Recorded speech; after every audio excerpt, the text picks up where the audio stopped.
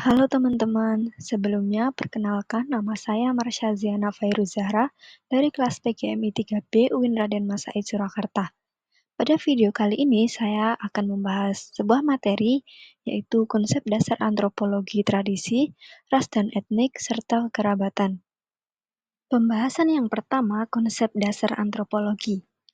Dalam kajian antropologi, terdapat berbagai konsep penting yang membantu kita memahami cara manusia berinteraksi dalam masyarakat dan bagaimana identitas serta hubungan sosial mereka terbentuk.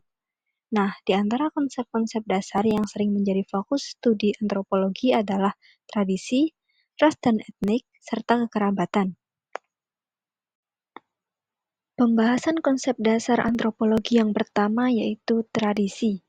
Tradisi merupakan pola perilaku, kebiasaan, atau adat istiadat yang telah terbentuk dan dipraktikkan dalam masyarakat secara turun-temurun. Tradisi ini muncul sebagai hasil dari proses interaksi sosial yang panjang dan mencerminkan nilai-nilai, norma, serta kepercayaan yang dianut oleh suatu kelompok masyarakat. Nah, sebagai bagian dari budaya, tradisi ini memainkan peran penting dalam menjaga identitas sosial dan budaya suatu komunitas serta menghubungkan generasi yang ada dengan leluhur mereka.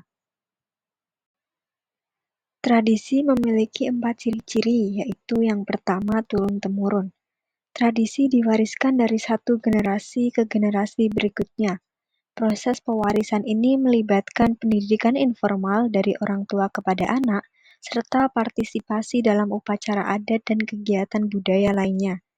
Yang kedua, berulang dan berkelanjutan. Tradisi dilakukan secara berulang dalam jangka waktu tertentu, misalnya setiap tahun atau dalam setiap tahap kehidupan, seperti kelahiran, pernikahan, dan kematian. Yang ketiga, memiliki nilai simbolis. Tradisi biasanya mengandung nilai-nilai simbolis yang menggambarkan pandangan hidup atau filosofi masyarakat yang menjalankannya. Yang terakhir atau yang keempat yaitu mengikat dan mempersatukan. Tradisi memiliki kekuatan untuk mengikat komunitas dalam rasa kebersamaan dan identitas bersama.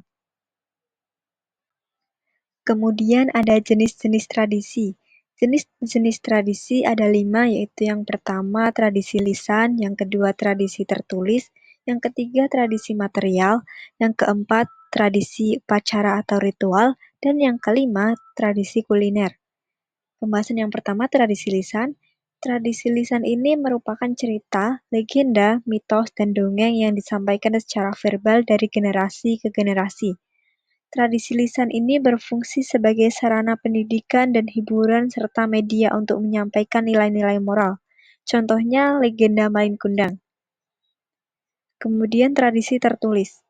Tradisi ini melibatkan dokumentasi dalam bentuk tulisan, seperti naskah kuno, prasasti, dan dokumen sejarah yang mencatat adat istiadat, hukum adat, atau aturan sosial. Contohnya naskah Negara Kertagama dari masa Kerajaan Majapahit. Kemudian tradisi material. Tradisi ini terkait dengan benda atau objek yang memiliki nilai budaya dan digunakan dalam upacara adat atau kegiatan sehari-hari. Contohnya, penggunaan pakaian adat atau senjata tradisional seperti keris di Jawa. Kemudian tradisi upacara atau ritual.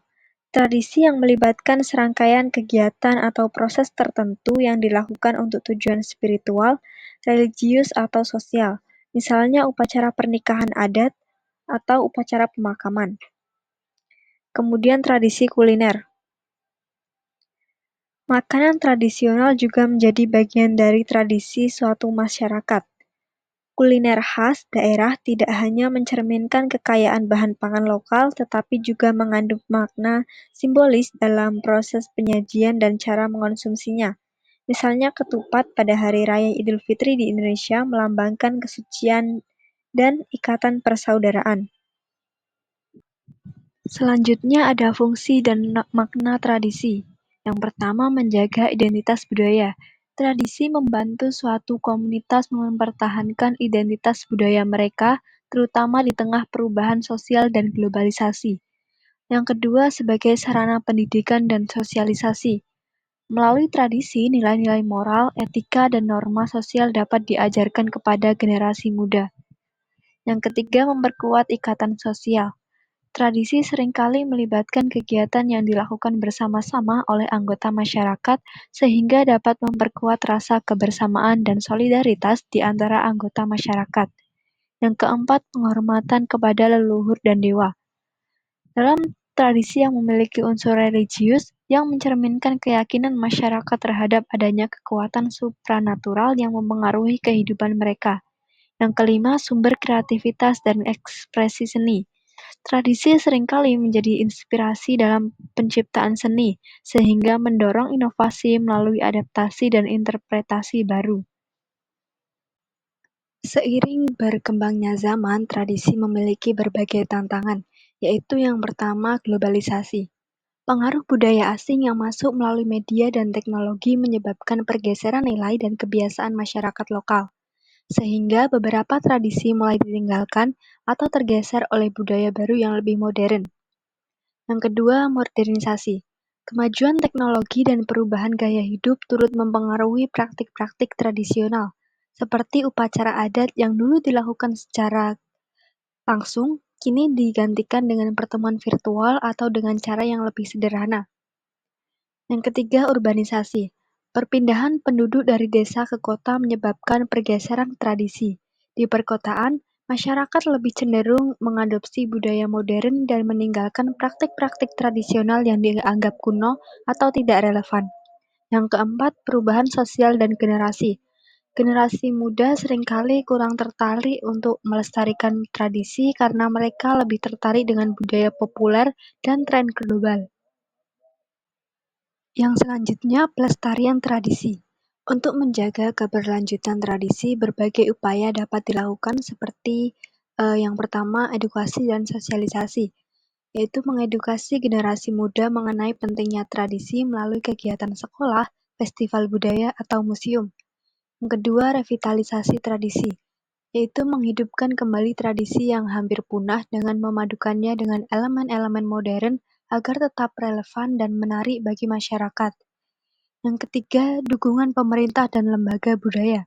Pemerintah dan lembaga budaya dapat memainkan peran penting dalam pelestarian tradisi melalui regulasi, promosi, dan dukungan finansial. Konsep dasar antropologi yang selanjutnya yaitu ras dan etnik.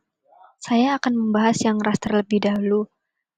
Definisi ras mengacu pada sekelompok individu yang memiliki ciri-ciri fisik tertentu yang diwariskan secara genetis seperti warna kulit, bentuk rambut, struktur wajah, atau bentuk tubuh. Ciri-ciri ini muncul akibat adaptasi genetik yang spesifik terhadap lingkungan.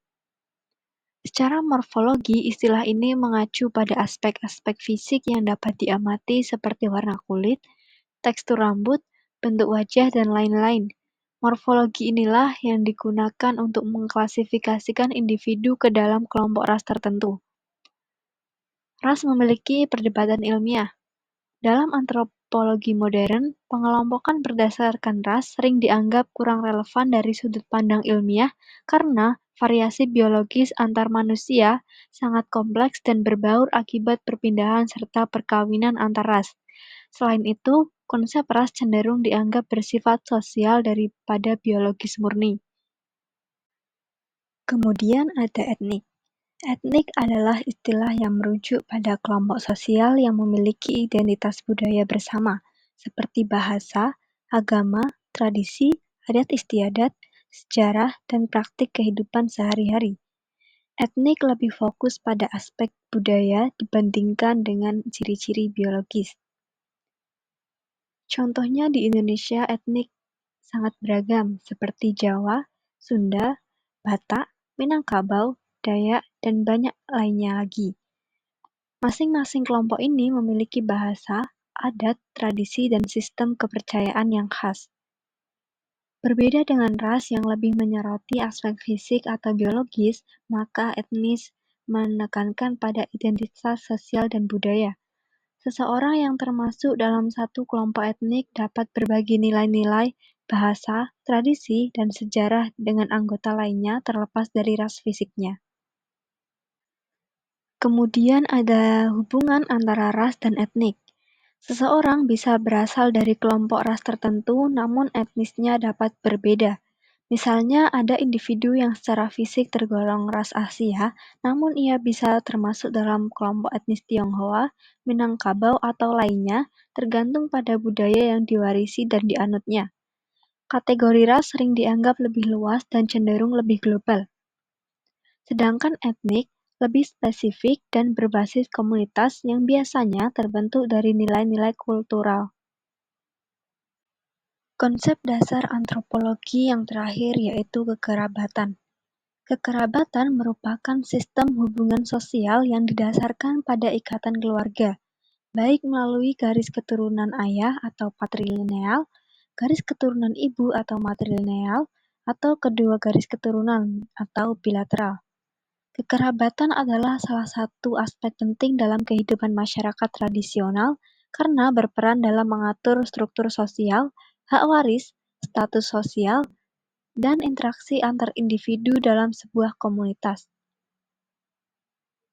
Dalam masyarakat tradisional, sistem kekerabatan sangat mempengaruhi tata cara hidup dan peran sosial seseorang dalam komunitas.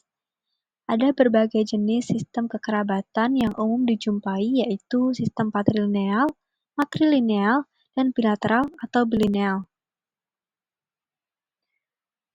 Saya akan membahas sistem matrilineal terlebih dahulu. Sistem kekerabatan matrilineal menekankan garis keturunan melalui ibu, baik nama keluarga, harta, dan status sosial diwariskan dari ibu kepada anak-anak perempuannya. Contohnya masyarakat Minangkabau di Sumatera Barat. Dalam masyarakat ini, harta pusaka seperti tanah dan rumah diwariskan dari ibu kepada anak perempuan.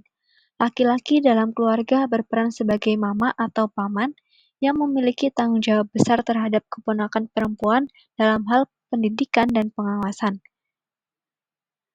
Dampak sosial dari sistem matrilineal memberikan kedudukan lebih tinggi kepada perempuan dalam aspek pewarisan harta dan pengelolaan rumah tangga, meskipun kepemimpinan sosial dan politik seringkali masih berada di tangan laki-laki. Kemudian sistem patrilineal. Definisi dari sistem patrilineal yaitu sistem kekerabatan yang menekankan garis keturunan melalui ayah. Dalam sistem ini, nama keluarga, hak waris, serta status sosial diturunkan dari ayah kepada anak laki-laki. Contohnya, masyarakat Batak di Sumatera Utara dan masyarakat Bali adalah contoh masyarakat yang menerapkan sistem patrilineal. Dalam masyarakat Batak, setiap orang memiliki marga yang diwariskan dari ayah, dan marga ini berfungsi sebagai identitas sosial yang menghubungkan individu dengan leluhur dan sesama anggota marga. Dampak sosial dari sistem ini cenderung memberikan kekuasaan dan kepemimpinan kepada laki-laki, terutama dalam hal pengambilan keputusan keluarga dan distribusi harta warisan. Kemudian sistem kekerabatan bilateral. Sistem kekerabatan bilateral yaitu sistem kekerabatan yang mengakui garis keturunan dari kedua orang tua, baik ayah maupun ibu. Dalam sistem ini, anak-anak memiliki hubungan yang setara dengan keluarga dari pihak ayah dan ibu. Contohnya, banyak masyarakat modern termasuk di Indonesia dan negara-negara barat menggunakan sistem bilateral. Dalam sistem ini, anak-anak tidak hanya berhubungan dengan keluarga ayah tetapi juga dengan keluarga ibu. Baik hak waris, peran sosial, dan hubungan keluarga diakui dari kedua sisi. Dampak sosial dari sistem bilateral yaitu memungkinkan adanya hubungan yang lebih fleksibel dan inklusif antara individu dengan keluarga besar dari kedua pihak orang tua, sehingga memperluas jaringan sosial dan potensi dukungan keluarga. Kemudian ada fungsi dari sistem kekerabatan. Beberapa fungsi utama dari sistem kekerabatan yaitu yang pertama, pengaturan warisan dan kepemilikan. Sistem kekerabatan menentukan siapa yang berhak menerima warisan baik dalam bentuk harta benda, tanah, maupun posisi sosial. Yang kedua, pembentukan identitas sosial. Kekerabatan memberikan identitas sosial yang khas kepada setiap individu berdasarkan hubungan keluarga. Yang ketiga, pengaturan perkawinan. Sistem kekerabatan juga berfungsi mengatur aturan-aturan dalam perkawinan, seperti larangan perkawinan sedarah, pernikahan antar marga, atau aturan-aturan adat terkait mahar dan upacara pernikahan. Yang keempat, pengaturan peran dan tanggung jawab sosial. Setiap individu dalam sistem kekerabatan memiliki peran dan tanggung jawab sosial yang jelas, baik sebagai anak, saudara, orang tua, dan lain sebagainya. Yang terakhir atau yang kelima, sebagai penguatan solidaritas dan dukungan sosial. Kekerabatan membentuk jaringan sosial yang kuat di mana anggota keluarga saling mendukung dalam menghadapi masalah. Selanjutnya, perubahan sistem kekerabatan. Seiring perkembangan zaman, sistem kekerabatan dalam masyarakat tradisional mengalami perubahan terutama akibat faktor-faktor di antaranya urbanisasi dan modernisasi. Perpindahan penduduk dari desa ke kota seringkali menyebabkan perubahan struktur keluarga dari keluarga besar menjadi keluarga inti. Urbanisasi juga mengurangi peran sistem kekerabatan tradisional karena individu lebih mandiri dan cenderung mengandalkan institusi sosial modern. Yang kedua, pendidikan dan globalisasi. Pendidikan yang lebih tinggi dan akses informasi melalui globalisasi telah mengubah pandangan generasi muda terhadap sistem kekerabatan tradisional. Banyak yang lebih memilih sistem bilateral yang lebih fleksibel daripada sistem patrilineal atau matrilineal yang lebih kaku. Yang ketiga, pengaruh budaya asing. Masuknya budaya asing melalui media dan teknologi menyebabkan pergeseran nilai dan norma dalam sistem kekerabatan. Misalnya, masyarakat modern dan perempuan dalam keluarga semakin dihargai berbeda dengan sistem patrilineal yang lebih mengutamakan laki-laki. Yang terakhir yaitu upaya pelestarian sistem kekerabatan. Meskipun mengalami perubahan, pelestarian sistem kekerabatan tradisional penting untuk menjaga nilai-nilai budaya dan identitas sosial masyarakat. Beberapa upaya yang dapat dilakukan di antaranya yaitu yang pertama, edukasi budaya, yaitu mengajarkan nilai-nilai kerabatan dan pentingnya ikatan keluarga kepada generasi muda melalui pendidikan formal dan informal. Yang kedua, revitalisasi tradisi, yaitu menghidupkan kembali tradisi keluarga besar seperti acara pertemuan keluarga atau reuni keluarga yang melibatkan semua anggota dari berbagai generasi. Yang terakhir, festival budaya dan upacara adat, yaitu mengadakan festival budaya yang menampilkan tradisi dan praktik sistem kekerabatan sehingga masyarakat lebih mengenal dan menghargai warisan budaya mereka. Demikian pembahasan mengenai konsep dasar antropologi tradisi, ras, dan etnik, serta kekerabatan yang dapat saya sampaikan. Semoga bermanfaat. Demikian pembahasan